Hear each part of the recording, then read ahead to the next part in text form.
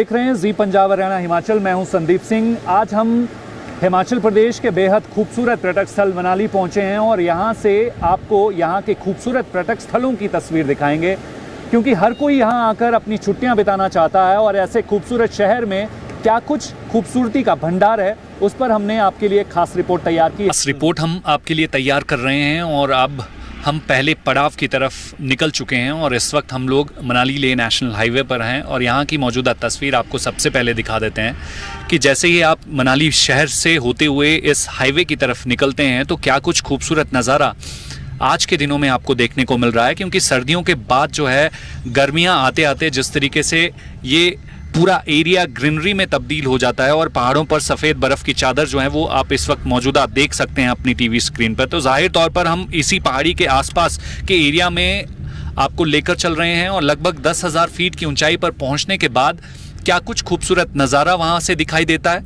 और सैलानी जब वहां पर पहुंच रहे हैं तो वो किस तरीके से मौज मस्ती कर रहे हैं, आइए आपको दिखाते हैं।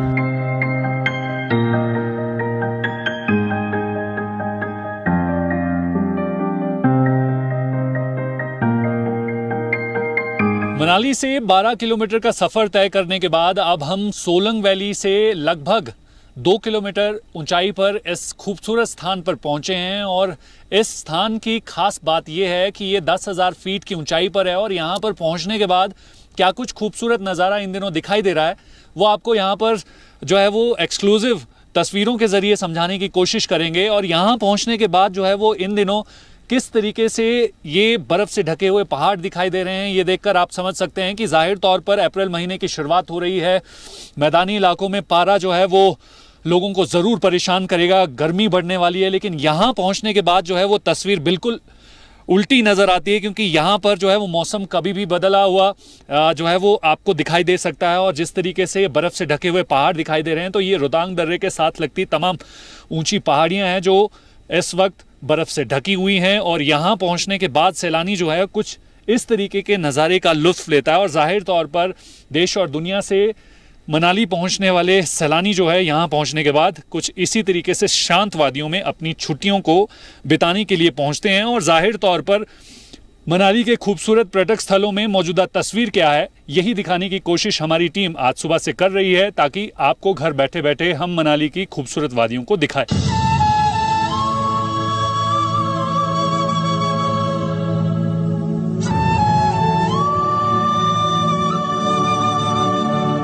इस खूबसूरत पर्यटक स्थल में पहुंचने के बाद जो है वो आपको ऊंचाई के साथ साथ यहाँ पर बर्फ़ के दीदार भी हो सकते हैं, क्योंकि सर्दियों के दौरान यहाँ पर लगभग 4 से 5 फीट बर्फ़ की मोटी परत रहती है। और आजकल भी कुछ इस तरीके से यहाँ पर बर्फ़ के कुछ पैचेस दिखाई देते हैं, क्योंकि सैलानी जो है वो बर्फ़ की चाह लिए यहाँ पर पहुँचता है। और जाहिर तौर पर मैदानी इलाकों से आने के बाद इन खूबसूरत वादियों में बर्फ़ में अटखेलियाँ करते हुए सैलानी जो हैं वो खूब देखे जा सकते हैं। तो यहाँ पहुँचने के बाद जब आप पहुंचते हैं तो इन दिनों कुछ इस तरीके का नज़ारा जो है इसके दूसरी ओर दिखाई देता है। और अटल टनल के आसपास का ये इलाका है और यहाँ पर आए दिन मौसम जो है वो कभी भी बदलता रहता है। और ऐसे में ठंड का मज़ा लेने के लिए जो है वो अप्रैल मई और जून का महीना जो है वो बेहद ख़ास रहता है, क्योंकि जैसे जैसे बर्फ़ पिघलती रहती है और ऐसे ऐसे इन तमाम इलाकों में जो है वो ग्रीनरी बढ़ना शुरू हो जाती है और उसके बाद इन तमाम इलाकों में जो सैलानी हैं वो खूब मज़ा लेते हैं।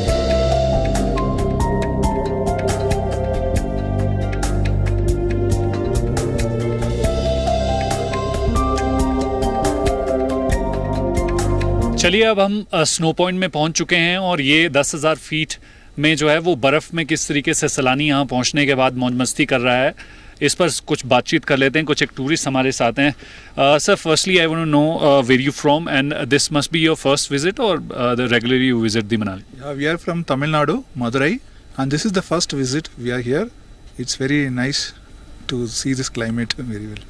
So you are coming from the plain area and now you are in the mountains. So what exactly you're just feeling over here, because the temperature is rising day by day at plain areas, but over here something different? Actually, in our place it's very hot. We cannot able to stay inside the house without fan or AC. But here the climate is very good and we are enjoying a lot over here. It's very nice today. You are here at more than 10,000 feet above sea level. So, what do you want to say to viewers? Why this place is special for the tourist perspective? This is the very important place everyone has to watch because we are feeling that we are near to the sky. Then this is why we will be see very enthusiasm. We are very bright to see that. This is nice. Like we are in heaven. Yes, ma'am. It looks like we are in heaven. Okay.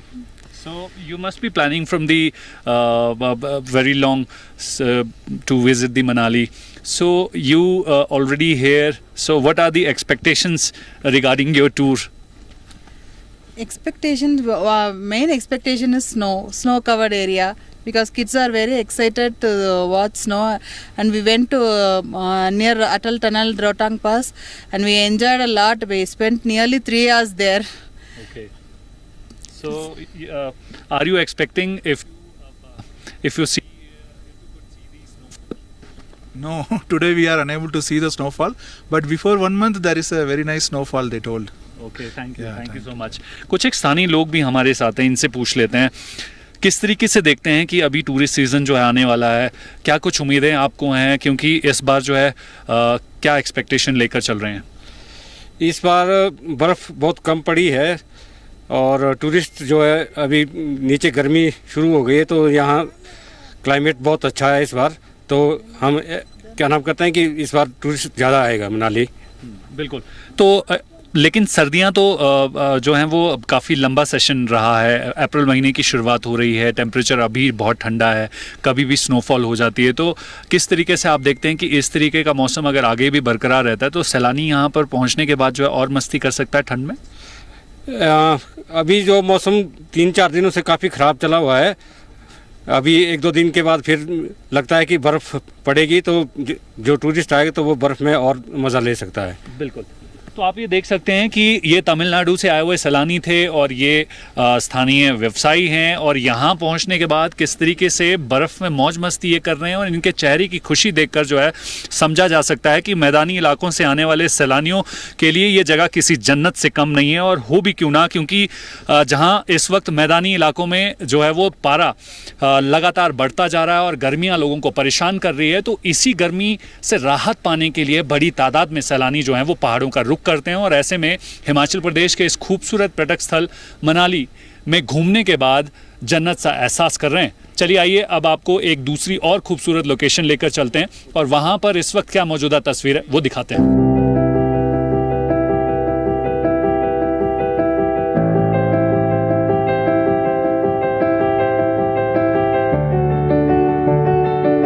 इस खूबसूरत पर्यटक स्थल में पहुंचने के लिए जो है वो आपको मनाली से सोलंग वैली तक का सफ़र जो है वो सड़क के रास्ते से करना होगा। उसके बाद जो है 10,000 फीट की ऊंचाई वाले इस पर्यटक स्थल में पहुंचने के लिए रोपवे से जो है वो आसानी से आप यहां पर पहुंच सकते हैं। और रोपवे के सफ़र के दौरान किस तरीके से खूबसूरत वादियों का नज़ारा देखने को फ़िलहाल इन दिनों में देखने को मिल रहा है वो आपको दिखा देते हैं। किस कदर जो है वो आप इतनी ऊंचाई से जब आप खूबसूरत सोलंग वैली के इस ग्राउंड तक पहुंच रहे होते हैं, या फिर सोलंग वैली के ग्राउंड से इस फात्रू टूरिस्ट डेस्टिनेशन का जो ये नाम है यहाँ तक पहुँच रहे होते हैं, तो आने जाने के टाइम में दोनों ही तरफ से जो है वो पैनोरेमिक व्यू का नज़ारा यहाँ से देखने को मिलता है। हालांकि इन दिनों में सैलानी जो हैं वो कम संख्या में यहाँ पर पहुँचे हैं, लेकिन गर्मियों की दस्तक के साथ ही मैदानी इलाकों से बड़ी तादाद में सैलानी जो हैं हिमाचल प्रदेश का रुख करते हैं। और मनाली की अगर मैं बात करूँ तो सालाना लगभग 25 से 35 लाख सैलानी यहाँ पर साल भर में जो है देश और दुनिया के कोने कोने से यहाँ पर पहुँचता है। और जाहिर तौर पर इस बार का टूरिस्ट सीज़न अच्छा जाए, एक बड़ी उम्मीद पर्यटन व्यवसाय से जुड़े लोग लगाकर बैठे हैं। और जिस तरीके से पहाड़ों पर बर्फ़ की सफ़ेद चादर को देखा जा सकता है, तो यही नज़ारा देखने के लिए सैलानी यहाँ पर पहुँचते हैं। और आज हम आपको इसी तरीके से मनाली की खूबसूरत वादियों में बसे हुए कई सारे ऐसे पर्यटक स्थल हैं जिसके दर्शन करवा रहे हैं, और लगातार आपको इस तरीके से जो ये मन को मोह लेने वाली तस्वीर है वो दिखाने की कोशिश कर रहे हैं।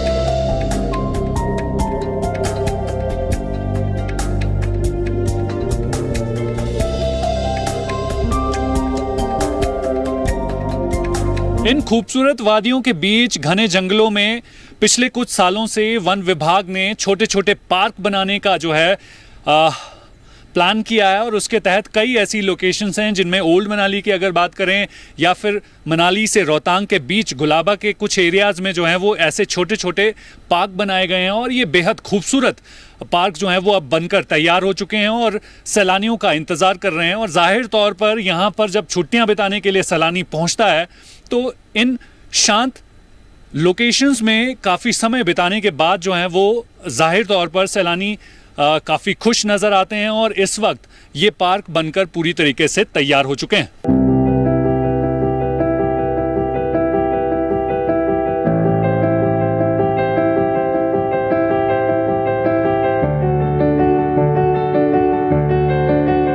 तो अब हम दूसरे टूरिस्ट डेस्टिनेशन कोठी में पहुंच चुके हैं और यहाँ पर नज़ारा बेहद खूबसूरत है क्योंकि ये इलाका सर्दियों के दौरान होने वाली बर्फ़बारी के बाद लगभग 2 से 3 महीने तक बर्फ़ की कैद में रहता है। लेकिन यहाँ पर अब बर्फ़ जो है वो पूरी तरीके से पिघल चुकी है और पिघलने के बाद ये एरिया क्यों इतना खूबसूरत दिखाई देता है उसकी पहली तस्वीर आपको दिखा देते हैं।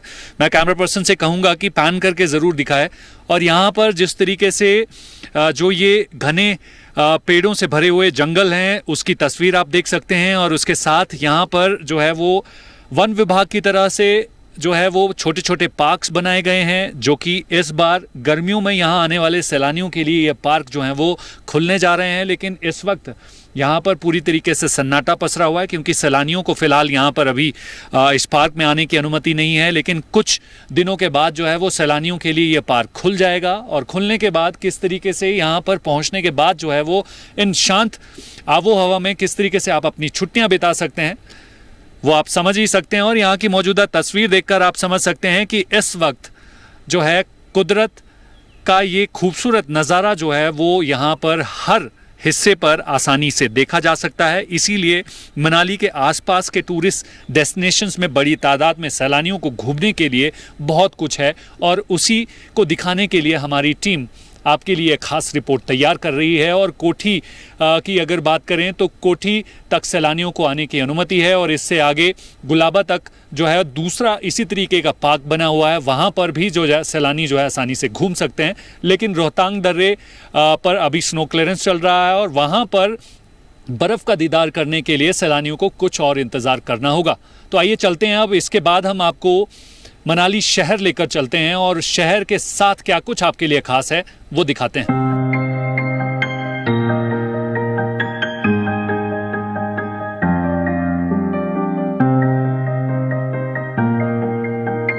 चलिए अब हम मनाली शहर पर पहुंच चुके हैं और यहाँ पर फेमस मॉल रोड पर हैं और जाहिर तौर पर आने वाले कुछ महीनों में ज़बरदस्त तरीके से सैलानियों की यहाँ पर भरमार रहने वाली है। ऐसे में पुलिस प्रशासन हर साल इस सीज़न को देखते हुए बहुत सारी प्लानिंग करता है। उस पर ज़्यादा बातचीत करने के लिए हमारे साथ डीएसपी केडी शर्मा हैं।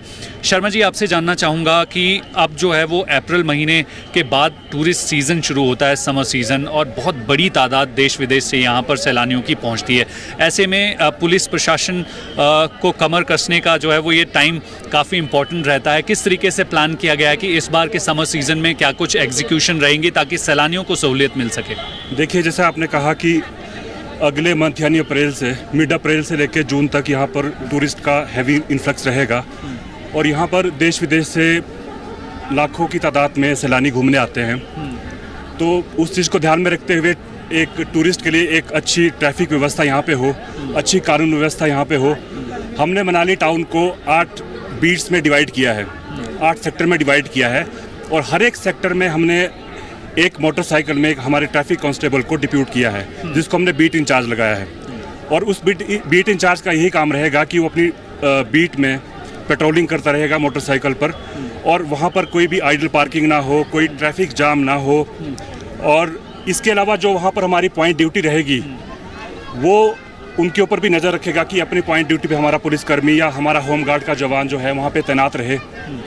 और इसके अलावा जो हमारे बाकी प्लेसेस हैं जैसे हमटा पास है, रोहतांग पास है, मड़ी है, गुलाबा है, वहाँ पर फोर्स की तैनाती के लिए हमने करीब 100 होमगार्ड की रिक्वायरमेंट जो है वो हमने डीसी साहब को भेज दी है, और 3 से 4 रिजर्व जो हमारी पुलिस की आनी है उसके लिए हमने पत्राचार हमारे एसपी ऑफिस के माध्यम से डीजीपी साहब को कर दिया है, जो नेक्स्ट मंथ शायद हमारे पास पहुंच जाए।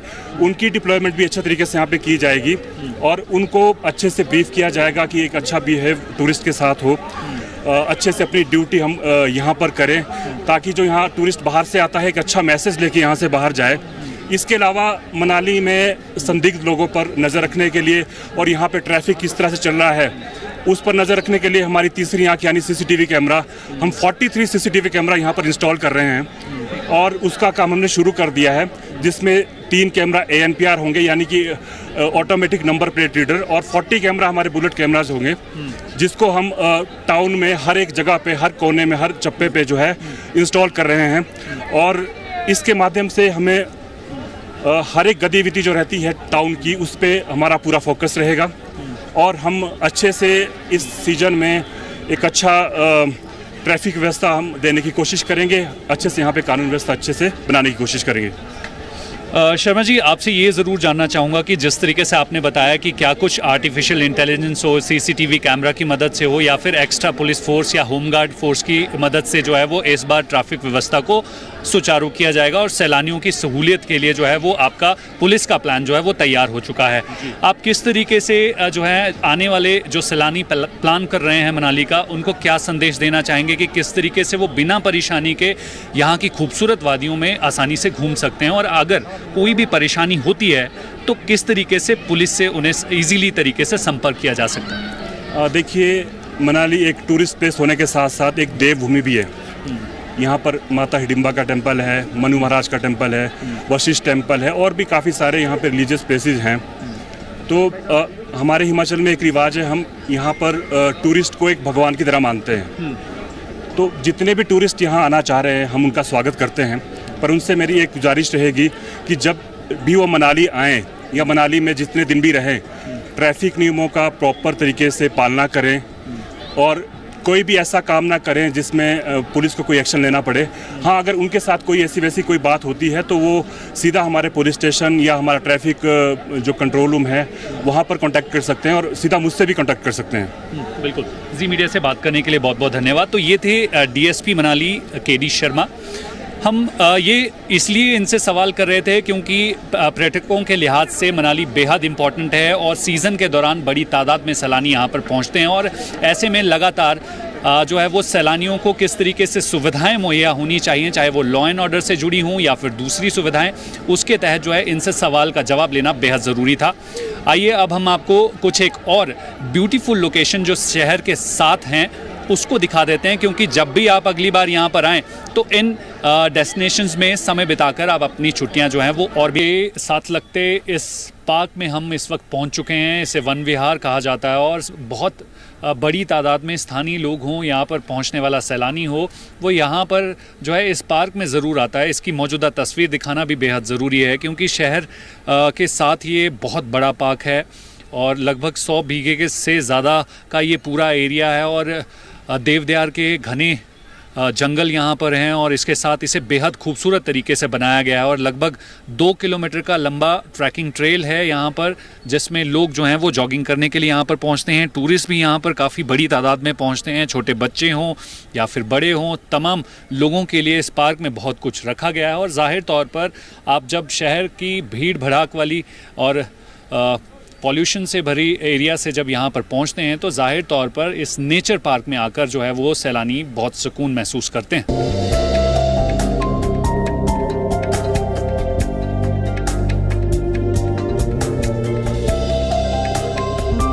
इन नेचर पार्क में घूमने वाले सैलानियों से जानना ज़रूरी है कि वो किस तरीके से यहाँ पर पहुँचने के बाद इन पार्क्स का मज़ा ले पा रहे हैं। कुछ एक टूरिस्ट हमारे साथ हैं, यहाँ पर बोटिंग कर रहे थे। क्या नाम है आपका, कहाँ से हो? जी, पंकज से मेरा नाम है और मैं उड़ीसा से आया हूँ।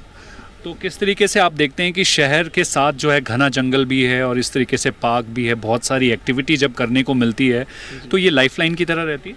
हाँ जी, बहुत इंटरेस्टिंग रहता है और जब बर्फबारी यहाँ पे होता है और इस टाइमिंग में जब बहुत सारे इंडिया में बहुत सारे प्लेसेस में आपको बहुत गर्मी का एहसास होता है, लेकिन आप हिमाचल प्रदेश में कोई भी जगह चले जाओ, मनाली, शिमला, तो बहुत अच्छा सुकून वाला सीनरी देखने को मिलता है। एंड बर्फबारी जो मैंने फर्स्ट टाइम एक्सपीरियंस किया है वो बहुत बेहतरीन मुझे अनुभव हुआ है। बिल्कुल।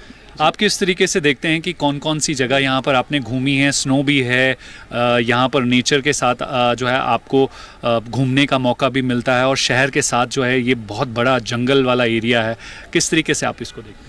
हम रिवर राफ्टिंग में अभी एक बार जा चुके हैं और उसमें इतनी ज़्यादा बहुत मज़ा आया है कि और किसी भी चीज़ में उतनी मज़ा नहीं आ सकती है, क्योंकि वो सुनील सर है, उन्होंने बहुत ही गिला किया है हमें इतना गिला किया है कि हम बता नहीं सकते।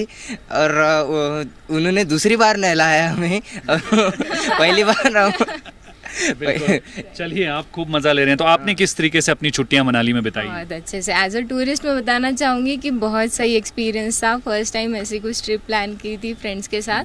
वो नेचर के साथ जो टूरिज़्म का कनेक्शन होता है वो बहुत अच्छे से, बहुत सिंप्लीफाइड, बहुत एक्सप्लेन तरीके से मैंने एक्सपीरियंस किया यहाँ पे। बिल्कुल।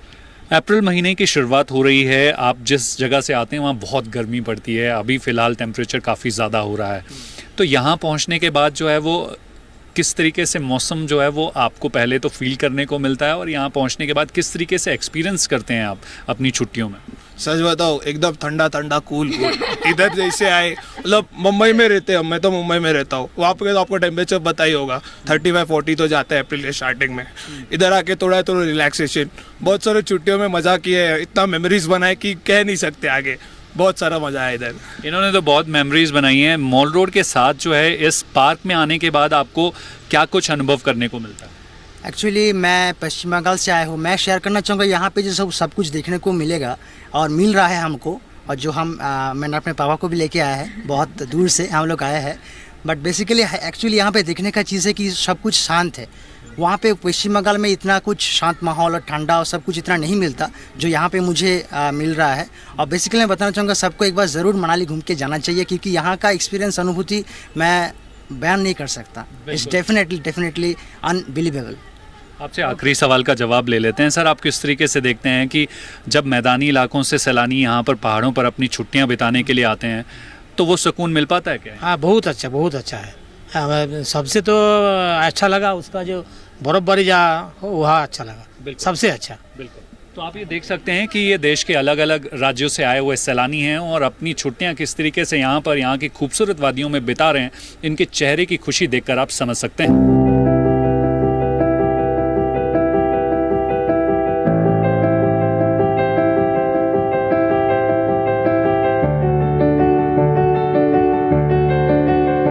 उम्मीद करते हैं आपको मनाली दर्शन की हमारी इस खास रिपोर्ट में मज़ा आया होगा। हमने कोशिश की है कि मनाली के हर उस खूबसूरत स्थान को दिखाने की जहां पर आए दिन सैलानी जो हैं अपनी छुट्टियां बिताने के लिए यहां पर पहुंचते हैं, और जाहिर तौर पर जब अगली बार आप अपनी छुट्टियां बिताने के लिए यहां पहुंचेंगे तो इन तमाम खूबसूरत पर्यटक स्थलों पर ज़रूर आएंगे। मुझे दीजिए इजाज़त। मेरे कैमरा पर्सन सहयोगी गुरचंद के साथ